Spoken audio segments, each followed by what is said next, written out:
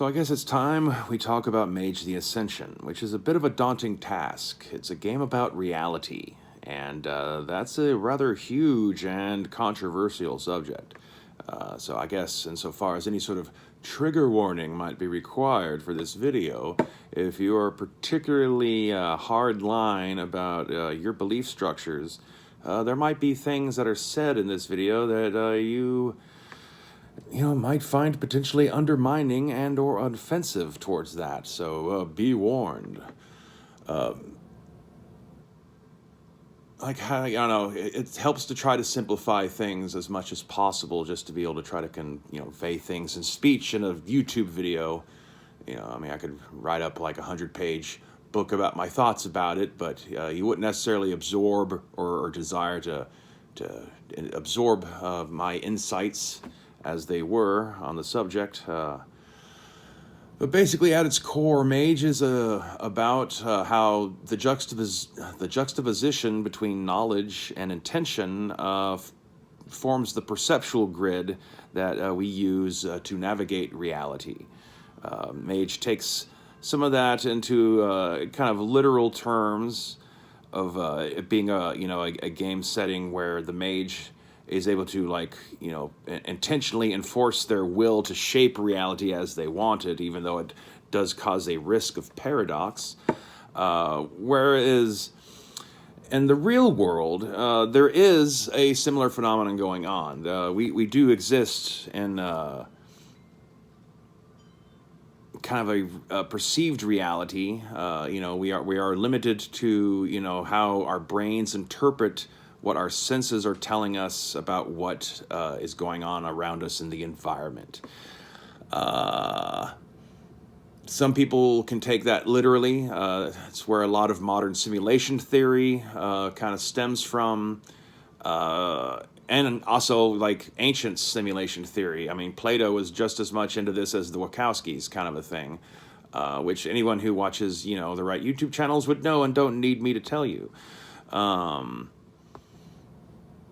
Which leads some people into dangerous and kind of nearly sociopathic kind of ways of thinking. That is the path where you start to think that you're the fundamental generator of reality around you, and in Mage that kind of is reinforced in terms of the metaphysics that drive the magic that drives the core conflicts of the game. Now, Mage is very much presented as a war for reality, primarily between the older traditional groupings of magic and the modern technocracy, with these small little appendix factions known as the Marauders, who are pure chaos, and the Nefandi, who are kind of inverting the whole thing. Instead of searching for ascension, they're searching for descension and have aligned themselves with infernal powers and all that kind of stuff. They're basically your satanic mages, sort of a thing in concept. Except it's, of course, not necessarily tied to any one particular, faith belief system. Vampire the Masquerade, and even Kindred of the East in its own different variation, they're both kind of tied to real specific kind of world belief structures. The vampires believe themselves to be descendants of Cain, the Cain that murdered Abel and all that kind of stuff, and who was marked by God to be cursed and became the first vampire and all that kind of stuff. Mage kind of attempts to float above that in kind of a more generalized metaphysic. The traditions are a grouping of otherwise, unaligned types and flavors and practices of magic, who, as they've been losing to the technocracy and to basically reason, they've been forced to become unlikely bedfellows for their mutual protection. The technocracy is winning because that great soup of humanity prefers what the technocracy is selling, as the technocracy, by explaining out the processes that manifest their magic, it allows a large chunk of the things they produce to eventually be able to be adopted by the dumber, unenlightened, sleeping mass, the apathetic humanity, as I've spoken of in a couple of other videos so far. Whereas, with many, but not all of the other traditions and the Marauders and the Nefandi, it's much more about the arrogant, I am in control, I am the center of things, like what I intend to happen is what's going to happen, be damned the consequences, and be damned what the rest of the world thinks.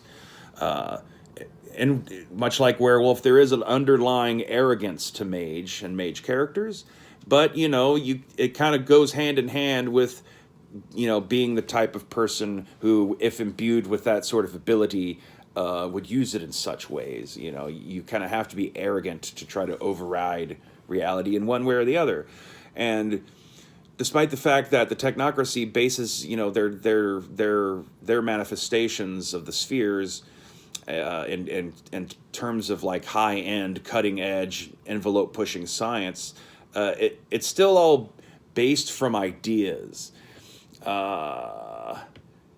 which is very much kind of directly analogous to how science itself works. So like I was saying, in the real world, we do live in a perceptual grid. Part of that perceptual grid is based upon knowledge, and the other part is based upon what we want, our desires. Between these two things, they will shape how we experience everything that's there. The thing that's different between the real world and the fictional world of Mage is that there is actually a real world. Our problem is because of the limitations of our senses, our ability to truly and accurately describe what it is we are seeing, touching, feeling, tasting, and so on is all a little bit of a question mark. Because are we really hearing a thing when it's really just air concussion vibrations fluttering against tiny little bones in our ears? Is the table I'm touching right now like really what I'm feeling with my fingertips? Nothing is actually what it looks like in color, because all the colors we see are light being reflected back. So the actual color that the thing holds to itself is the colors of the thing that we can't see. All we see is the spectrum that's radiated back away from it. So what we're really seeing are reflections of everything. So like in our own way, we kind of live in an own kind of strange negative image, kind of mirror universe of what we actually are seeing around us. And then, knowledge, what we know of what we're seeing informs so much about how we perceive it. An analogy I've used many times in the past, and you've probably heard variants before, is once upon a time there was a place called ancient Greece. And the people there, believed in the gods of Olympus, who were ruled over by Zeus, who commanded the skies and the clouds and the lightning. And they believed in Poseidon, who could shake the seas and cause earthquakes and send great tidal waves to wipe out whole cities, and so on and so forth. Now, modern-day people, with our massive array of technological sensors and flight-capable devices and underwater devices and all that kind of stuff, the whole host of ways we've learned to extend our senses through technology to try to get a more accurate read of exactly what the hell is going on around us. We can go to the top of Mountain Olympus, the actual real Mountain Olympus, and see that there is no city of the gods. We know what causes thunder and lightning. We know what causes earthquakes and tidal waves. Or at least we highly suspect what's going on. And insofar as that suspicion allows us to make accurate predictions, you can derive that there is some sort of fundamental truth to that. Now, the thing is in Mage, the thing that holds reality together is the mass sleeping humanity and what they have all agreed upon to be common reality. And the reason why the technocracy has ultimately won the war for reality is because the sleeping masses have now come to rely upon the neutralized, rationalized philosophy that the technocracy approaches. Now, the conventions of the technocracy are not the only technocratic traditions. You could alternatively divide the various factions of Mage up into two groups, and that is the mystics and the scientists. Several of the traditions are actually scientists. Obviously, the Virtual Adepts being a renegade convention and the Sons of Ether being a rejected convention both qualify as being in the scientific category, but I would also include the Order of Hermes as well. They representing like the most primitive, earliest form of magical science in terms of how they approach magic through numerology and various kinds of mystic formulae. Whereas they're not more a kind of raw type of mystic as you would find amongst dream speakers or verbena or the cult of ecstasy or even the Euthanatos and Akashic Brotherhood. The Marauders and the Nefandi probably also fall into the mystic category. I might contend or accept that the Nefandi are the lone representative of the third force of the great triple wheel of reality. Mage, takes place in the same cosmological universe as werewolf. Mages generally, with the exception of like verbena and dream speakers, they generally don't quite personify and anthropomorphize the fundamental forces of reality. They don't think of the worm and the weaver and the wild as being sentient cosmic beings. They instead, think of things as being, instead of the weaver, you have pattern, and instead of the worm, you have just entropy itself, and so on. So they come at it from a more kind of neutralized position in order for all the various kind of traditions to kind of be able to get along with each other to some degree. Kind of creating almost like there is that element of there is a universal truth that's going on there. Is just each of these different factions of mages have their own approach to how they want to see it. If you catch my distinction. Now, people in ancient Greece believed in Zeus. Now, we know that Zeus isn't real, and yet back then they believed very strongly in Zeus, and their beliefs about what Zeus wanted and expected of them, or what would Zeus might do or curse them with, would have a dramatic effect on how they lived their lives. And then you have the whole unfolding chaotic butterfly effect, that ripples out from ancient Greece across the world and across history, even up to today, because of people making little minor decisions, day-to-day decisions, all based on the fact that they believe Zeus and Poseidon and Apollo are all sitting over their shoulder watching them.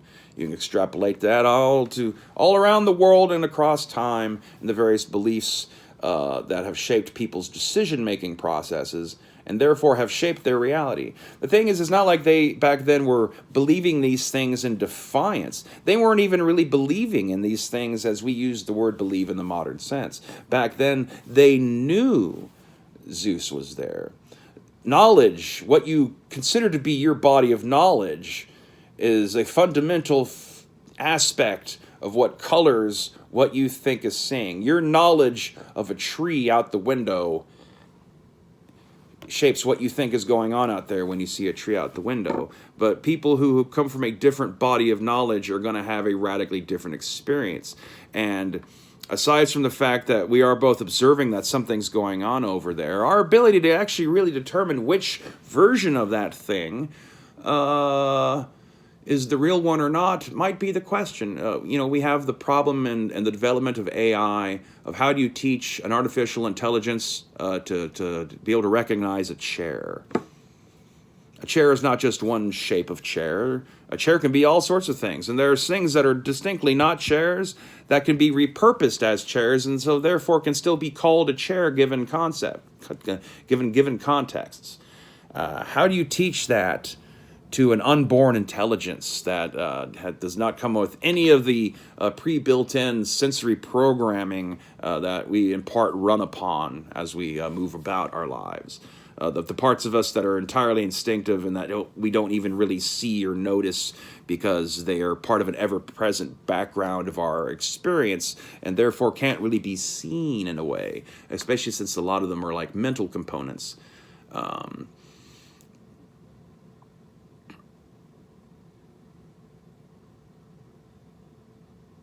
What is ascension, for that matter?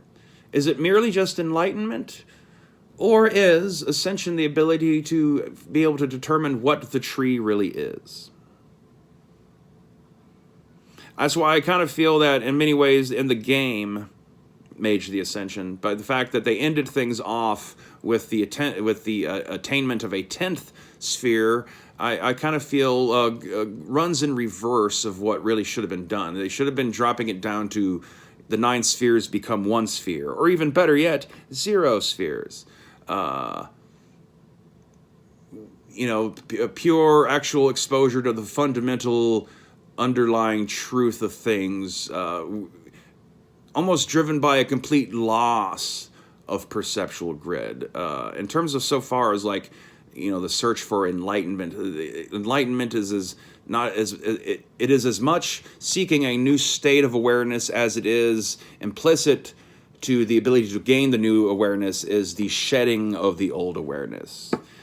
Buddhism is inherently an atheistic philosophy. It doesn't believe in gods, and in many ways, it's my own personal suspicion that in reality, the real quest for the state of nirvana is to learn to let go of the fear of reincarnation.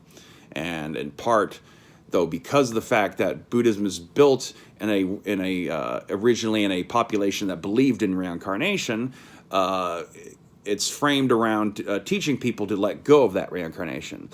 But as it's transmitted across time from generation to generation, since it's teaching people to let go of reincarnation, it's kind of got to teach them about reincarnation in order to be able to teach them to let go about it, if you see what I mean. Instead of being able to move the entire population past the fear. And I always feel that's kind of what was not translated properly to the West about Buddhism, is Western Buddhism shouldn't be about believing in reincarnation. Western Buddhism should be about learning to overcome the fear of heaven and hell. In both cases, it's the fear that somehow the actions and behaviors and thoughts and deeds of your life are going to somehow damn you or even elevate you to some sort of strange, cosmic, untouchable, life beyond kind of a thing. Which in my own personal opinion, I feel that so much of how religions operate has kept human beings spending their lives focused too much about what their after death is going to be like, instead of really experiencing their lives. But I guess that's all kind of another subject entirely. But if enlightenment is the escape from that fear, how does Ascension relate to that? Is it enlightenment at all? What is it to not just reach a level of perceptual plateauing that is greater than what your average person can achieve, but what is it to embody that? Because Ascension's more, enlightenment is a mental thing. Ascension implies that your whole being is realigned. It's the end of Highlander when he starts floating up in the air and all these ghosts start roaring up in and out of him. It's as much an end of self as death. Is Ascension something that's even really worth searching for? If in the end it's also just as much a quest for oblivion, it's just you're cool with it on the way out. I guess that's really what all this is about in terms of just trying to determine how any one person might feel about these things. So these are things for you to mull over, not necessarily for you to take as me inflicting my own belief structures upon your belief grid. Part of the problem of changing people, and which is somewhat expressed in the game Mage the Ascension, is when people are convinced of a thing, you can tell them all about it, but if they don't accept it, you're not on their own. Change has to come within, kind of a thing. What's causing the paradox is that the people around the mage don't agree with what they're doing. And so, in a way, the sleepers possibly already are kind of as a mass entity, enlightened in their own way. Anti-magic is, after all, the strongest type of magic, is it not? So anyway, if you can make sense out of any of that, and good luck, sir. I guess those are my thoughts on some of the philosophical underpinnings that one could extract from viewing and reading all the materials to be found in the classic 1990s versions of Mage the Ascension. Be sure to like and subscribe. Hey, leave comments and yada, yada, yada, yada, yada. Unfortunately, I guess next up's Oblivion. Ugh.